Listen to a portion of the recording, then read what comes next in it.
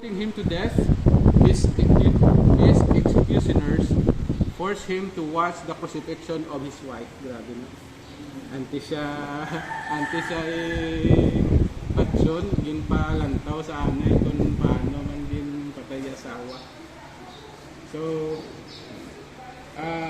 as he stood on the foot of her cross, ano ang ginhambal niya sa iyang asawa samtang lapit na lang maatubang? Sila niya sa iyang asawa, remember the Lord, remember the Lord.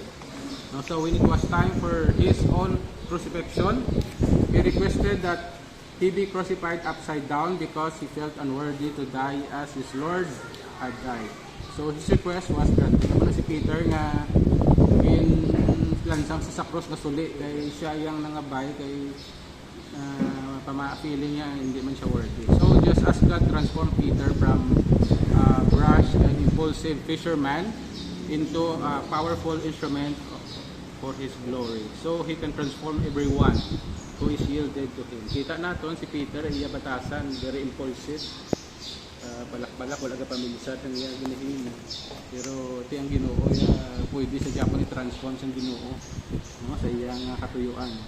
And we will never be an apostle, but we can have the same depth of character and know the same joy of serving Christ that Peter knew. So there is no higher calling in the world than to be an instrument of God's grace. No? Kapati ka mo sina? No, there is no higher calling in the world than to be an instrument of God's grace. So gamiton kita sa Ginoo. Peter was faithful to that calling. Kaya muna gina-encouragement kita na we should be faithful to whatever situation we may have sa atong nakabuhi. Importante na masapon kita sa gihapon na matutom sa atong paglalagay. Bilang mga leader sa atong mga churches, isa sa reminder sa aton naman yung kabuhi ni Peter sa latter part ng iyang nakabuhi. Kadamok sa mga mabudlay na ginatubang niya, challenges sa strang ang iyang nakabuhi, kinanglan niya i-add para sa ministry sa Ginoo. Pagkamunang ginpakita diri ang iyang faithfulness sa iyang calling para sa pag shepherd sa iyang mga katawhan. And it is also our calling to shepherd our congregation, our church members, nga masapwan sila na matuto sa paglalagay sa Ginoo. So, pareho sa kay Peter at sa iyang asawa, ang amunin na tubang nila, pero sa gihapon wala na siya nakapugong sa tagipusoon kag sa iya willingness kag sa iya commitment na pag-alagad. Kag medyo may slope siya.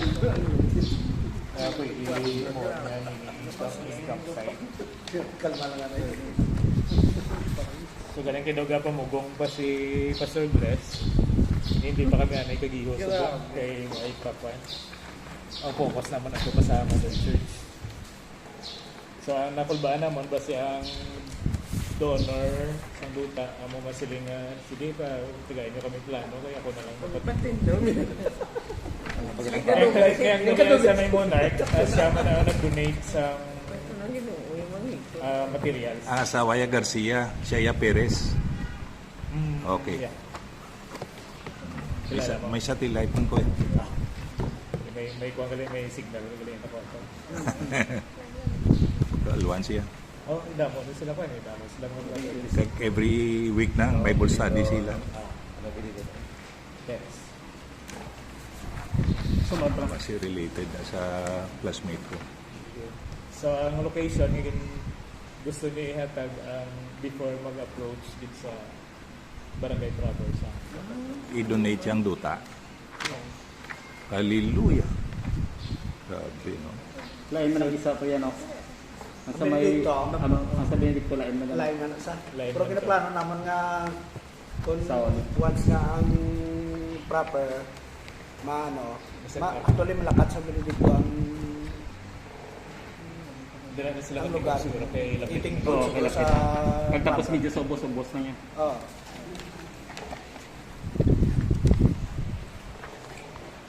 So, ako na sa siguro. Ang sa talok nyo to kadamo man.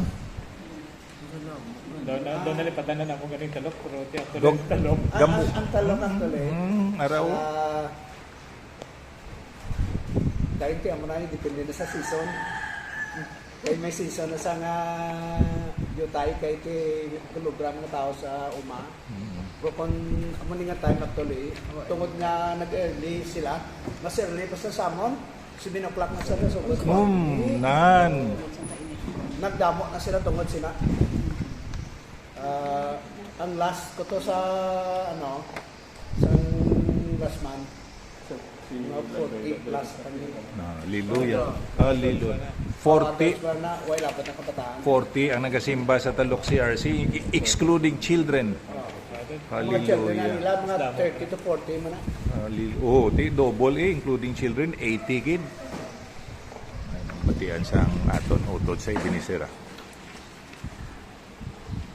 May dugang ka. Dugang ka na. Dugang ka pa, Pastor? Ako Okay na na. ni Corona.